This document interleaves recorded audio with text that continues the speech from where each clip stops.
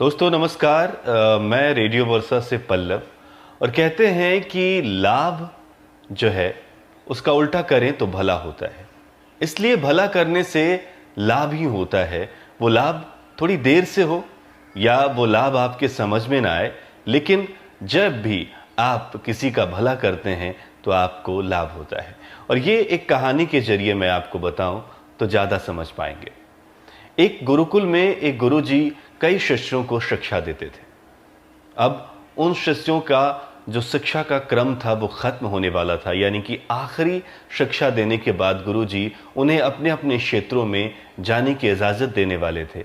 तो उस दिन उन्होंने एक घोषणा की और कहा कि सारे जो शिष्य हैं वो एक जगह इकट्ठा हों।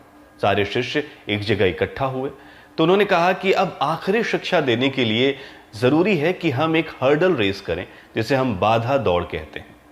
उस बाधा दौड़ की शुरुआत होनी थी और गुरुजी ने कहा कि इस बाधा दौड़ में आपको मैदानी इलाके, पथरीले इलाके और गुफाओं को भी पार करना पड़ेगा। सारे शिष्य बड़े उत्साहित थे उस बाधा दौड़ में हिस्सा लेने के लिए। दौड़ शुरू हुई और शुरू में तो सारे शिष्य बड़े ही अच्छे तरीके से एक दूसरे के साथ दौड़ रहे थे, लेकिन ये दौड़ जब आगे बढ़ी और उन गुफाओं में पहुंची जिन गुफाओं में जमीन पर नुकीले पत्थर थे, वहां लोगों के विचार और व्यवहार बदलने लगे। कोई धीरे धीरे बचते हुए उन नुकीले पत्थरों से आगे बढ़ रहा था, कोई किसी को धक्का देके जल्दी पहुंचने के चक्कर में था, तो कोई उन पत्थरों को साफ करने के लिए, ताकि पीछे आने वाले लोगों को कोई दिक्कत ना हो, उन्हें अपने जेबों में भर रहा था। तो रेस खत्म हुई, कई लोग लहूलुहान हुए, कई लोगों को चोटें आईं, लेकिन सभी लोग गुरुजी के बताए गए उस मंजिल पे पहुंचे। वहां गुरुजी पहले से खड़े थे। गुरुजी ने पूछा कि तब बताइए कैसी रही ये दौड़।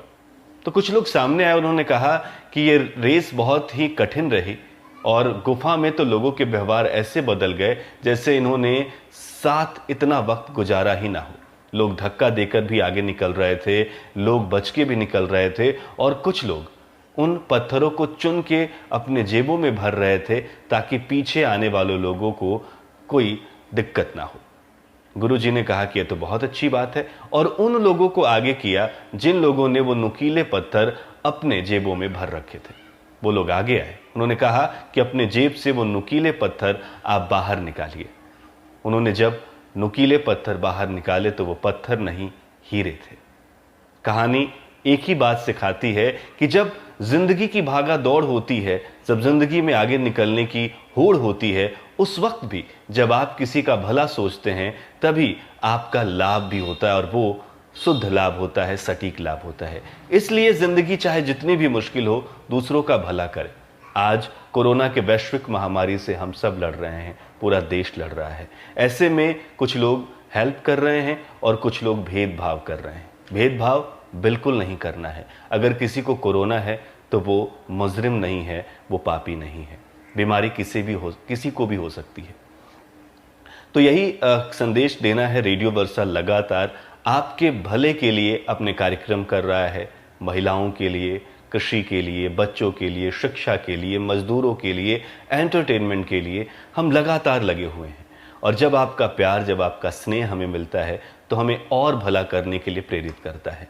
मैं बस इतना ही कहना चाहूँगा कि इस कोरोना काल में आप भी लोगों का भला करें। 90 पॉइंट रेडियो वर्सा के साथ जुड़े रहें, हमारे कार्यक्रम सुनते रहें और अपनी बहुत बहुत खूबसूरत जो आपकी सोच है उस राय को हम तक जरूर पहुंचाएं। और देखिए, मैं भी मास्क लेके बैठा हूं।